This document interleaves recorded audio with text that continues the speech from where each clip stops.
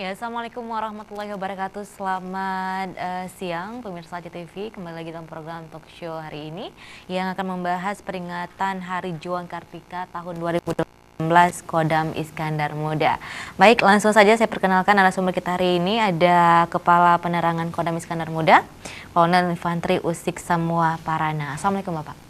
Waalaikumsalam warahmatullahi wabarakatuh. Baik, terima kasih sudah hadir di studio ACTV untuk hari ini dan tetap bersemangat ini Pak. Iya, Tentu seperti itu Pak ya. Baik, membicarakan Hari Juang Kartika tahun 2018 ini sudah dilaksanakan. Ini sebenarnya jatuhnya pada tanggal berapa ini Pak? Baik, untuk Hari Juang Kartika itu dilaksanakan setiap tahun setiap tanggal 15 Desember. 15 Desember. Dilaksanakan terpusat itu di Ambarawa, kemudian dilaksanakan di Komando Daerah Militer atau Kodam di seluruh Indonesia. Termasuk di Aceh. Termasuk di Kodam Iskandar Muda atau di Aceh. Baik, dan artinya Kodam Iskandar Muda juga sudah melaksanakan kegiatan memperingati Hari Juang Kartika ini di tanggal 15 Desember lalu ini Pak ya. Baik, Pak Kapendam, nah sebenarnya makna dari memperingati Hari Juang Kartika ini apa sih? Baik, para pemirsa yang saya hormati dan saya banggakan, makna dari Hari Juang Kartika bahwa kita melihat sejarah tentang bagaimana itu Hari Juang Kartika itu. Pada tanggal 15 Desember 1945 itu di pertemuan besar.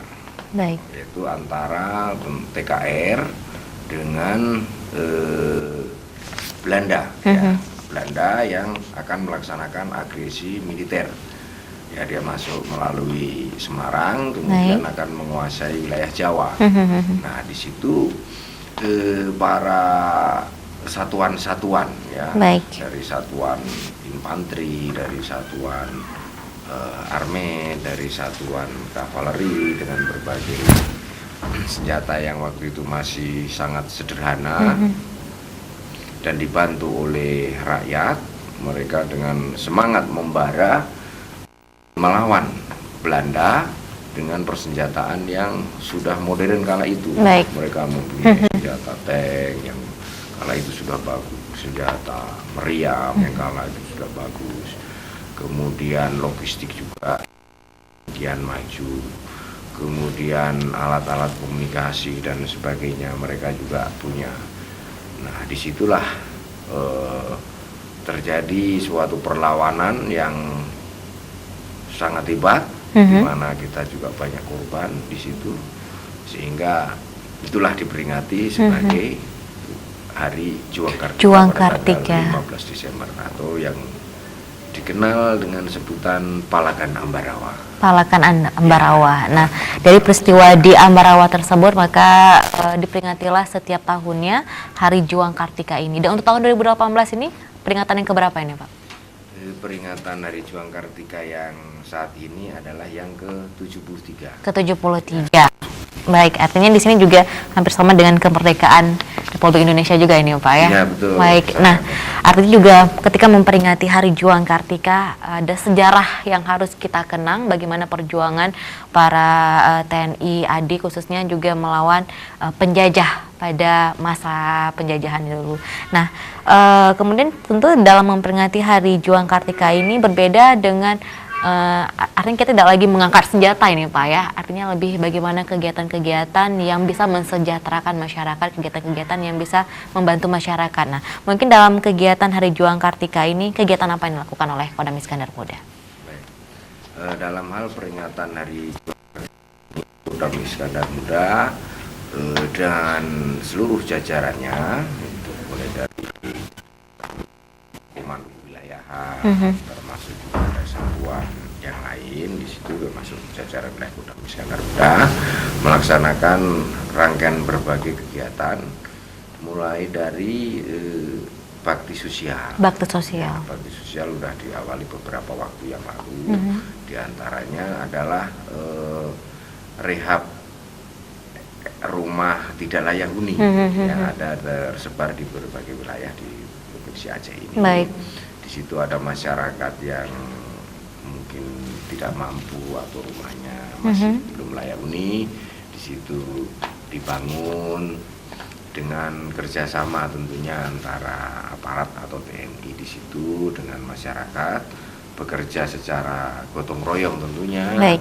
Dengan senang hati di situ membuatkan rumah ukuran yang tentunya berapa meter kali berapa meter, dindingnya dari mungkin ada papan, atapnya mungkin dengan seng, dicat dan sebagainya, sehingga akan lebih layak untuk dihuni kepada masyarakat yang tidak mampu, yang sebelumnya mungkin rumahnya katakan sudah miring, atapnya sudah bocor, kemudian juga mungkin pintunya sudah rusak, jendela juga sudah keropos, jadi dibangun di situ. Selain itu juga ada kegiatan lain, yaitu pengecatan mungkin menasah, kemudian juga ada penyuluhan, kemudian ada pengobatan kepada masyarakat. Nah, untuk kegiatan-kegiatan bakti sosial seperti gotong royong dan juga rehab rumah untuk layak huni, dan apakah itu juga TNI langsung turun tangan atau bagaimana? Ya, dalam hal ini tentunya tentara di sini adalah Satuan Komando Kewilayahan, semacam Kodim, dia akan langsung kepada masyarakat di situ, ya, di mana para babinsa tentunya melihat wilayahnya, di mana ada masyarakat yang rumahnya sudah katakan seperti saya katakan tadi, ya di situ diusulkan kepada komandannya di situ ini pantas untuk mendapat bakti sosial, tidak layak huni, di mana TNI di situ juga tidak dibayar untuk bayar itu kan, ya hanya bekerja berbakti lah di situ, kan bersama tentunya masyarakat di sekitar situ, sambil di situ gotong royong, mungkin ngaduk semen, terus kemudian nyusun papan, masang semen, dilaksanakan juga bisa sampai beberapa hari. Dan disinilah makna gotong royong juga ini, artinya bagaimana TNI bisa membantu masyarakat yang kurang mampu. Iya. Nah, ini juga masih membicarakan tentang Hari Juang Kartika tahun 2018 ini. Sebenarnya ini mengangkat tema apa ini, Pak, untuk tahun ini? Baik, Mbak. Untuk tema diangkat adalah bahwa